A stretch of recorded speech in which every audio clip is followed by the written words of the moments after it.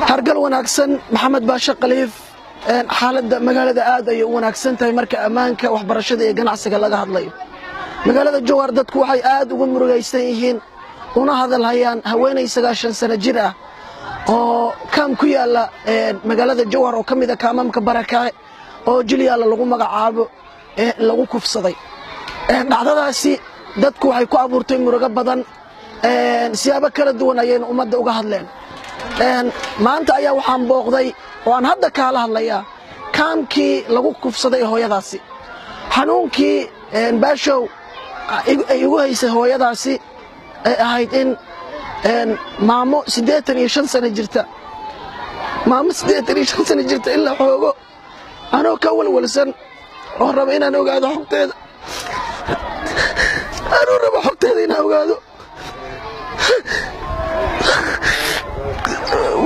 waxaan ugu tagay in hooyo kale oo la caruur haysata oo isla 7 beri gudahooda lagu kufsaday isla kaamkaasi hooyadaasi waxay ii sheegtay inay haysatay la caruura loo galay qori lagu qabtay la aamusiyay kadibna cunug yar oo iyada dhashay ooyay ninkii xoogay wuxuu ku dhahay cunuga yar ee ooynaya naaska afka u gali hooyadii si aan loogu soo bixin hooyadii iyadoo naaska afka ugu haysta oo cunuga naaska siinaysa ayuu shaqadiisa qabsaday waa u dhamaystay kadibna waa u baxay sida ii sheegeen subaxii waa la waday xabsiga waxaa la geeyay saldhigga islaantii rifaata laga qoray isbitaalka la geeyay baaritaana lagu sameeyay waa la cadeeyay in la kufsaday qolada saldhigga waxay u sheegeen ninkii ma taqaanaan haddaadan aqoon iska baxa saasay igu dhaheen ila daawada qaar ka mid ah dadka ku nool kaamkan Jilyaale oo ka hadlaya dhibaatada loo geysto hooyada hadda waxaa noo soo kordhay inaan hooyaad qabin biriga la joogo habeena loo galay gabar 5 caruur oo reedaha ka jifta siyeer kula jirta loo galay qoriga dhuunta ka saaray mihiisa isku faraxumeeyo haday ka soo kacday waa ay timid waxay direed damcaanina ay soo galay waana faraxumeey waana baxay gabartaydi inaan biyo u kuleey aan u qabeey waxaan geeyay saldhigga hadaan tagay waxa la warqadaan qaad isbitaalka anta la soo saantagay waxa la gobartaan waa u soo dhaqdhaqday wax laga qaba kara male gabar ma ahan waa dhashooyaa la yiri waa u soo dhaqday wax laga gaaraa natiijo ma laha iska wada gabartaada bil oo daawo ah lagu sii haayay isbitaalka oo waxa tag muxuu ahaay kulmis waxaan gabartaan iyada u dhaara kartay in xal la farxumeey wax laga qabaha kala ama jiraan ma wax laga qabahay male gabartaan waa u soo dhaqdhaqday maxaa u soo dhaqday soo wasaqda maxaa u keeni weysay waxaan xaalad 7 saac gabar loo galay ma wasaqda ilaa halahan oo nijaas ama ku hayay waa u soo qabaastay gabartayga waana tanay waa ka soo tagay saldhigaan nimid wuxuu warqada mahan dhigta hadii ninkii soo heshiina ima haysin waa ka nimid tii ana ko la xun oo dhamaantayna wada jiragnahay gabar 6 cunug wiil aadan ee dhaxda ka jiifto ee sisiyeerka ilmaheeda hilibka ay cunugeeda yaray gabaray eeda in xabadkeeda ku soo oysiyo warwariya aamasi meesha korsaar gabarta naaska afku u guli ilaa gabarta oo haysa ka bagees ka tagay horta intaas waa soo marnay waa adduunyo fool xumadeeda waxaan nahay dad la yaqaan maan dad qarsoon manihi waxaan ugu soo xigsatay ee waalidkayni oo 9 sano jiro oo sariir jiif in la xumbaaro oo duurka la geesto lagu soo bago aan ka soo qaadano shalay ragayna iyo gabdhahayna nimaan ooynin oo islaan shalay ma jirin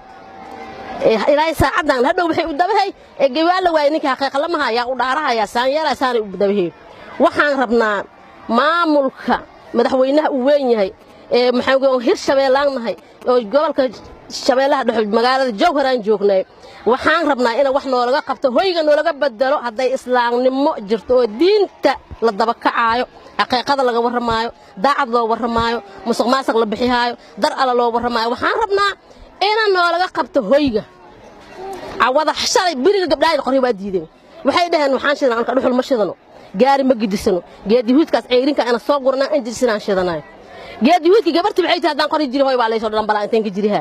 hadaan qori aad waa soo xooga inteen ka bixinay xalay lama nus nimanka inaan ko saas garku u haysna xal la wada seexin oo qof la arkay hadaad qaylisid saan kuugu imaaha ninka kala banaanka joogo inuu gudaha ku jira ma ogni ninka hadaa rooro aniga waxaan ku qasbanay igaarkayga macalinka waxaan ku qasbanay hadii guriga la soo galo inuu ii imaan sababtoo qoriga dhinac u ma yaal aniga hadii la soo galo haddaan aniga qayliyon ooyana isaga ma maqnaan karo haddau soo baxan qorigaasaa lagu dhifahaa ma soo gali karo waxaan u baahannahay maamulka inuu garab naga qabto midka oo ugu horraysa inta islaan ee waxaan ka codsanaynaa oo diinta rabbigay saanta ku leh inay hoygana laga bedelo mugaabariya ayagoo maalinta soo shaqaysaa dhagax faago maalintii dhagax faago oo yaaban aadan adeeg inta lagu galo aadan la farxumeeya ninka ku bixlaan oo cabsana ninkaas waa nin qorle ama ku dilaabo hadda ninka qorle nin shacbi kuma aado mugay waxaan xuseen anaga meesha maamulka u imaanay waxaan u joogna maamulku waaye dad iska masaakiinanahay dad diinta ilaahay ku taaganaanahay muga in habeenkii naagihii la farxumeeyeen waa mid aad u xun waxaa lagu sii khatimay intan haddana 90 jir ninkii muga habar 90 jir xoogay habeen dambe wuxuu sameeyay rabaa ka badan amba waxba u dilaa amba haddana wax kale u farsameeyaa waxaan oo lagu tiigsanayo waa hoy la'aan oo guriga haddii la soo feedi tago oo irid leeyahay waa lagu soo kacaa meeshaan good leewa oo la soo faaga oo la soo feedaa gabar masaakiin oo iska waxaan ku iri ilmoolay oo ninkeedii as shaqo jiro loo galay haddii loo galay waa qayli waaysi qoryaa lagu qabtay waa qayli waaysi danahiisuu ka gaaray markaasay wixii diris ay wacatay habeen horaata waxa xalimaan habeen horaata waxaa noogu soo xigsatay habar 80 jir hargal wanaagsan maasha hargal wanaagsan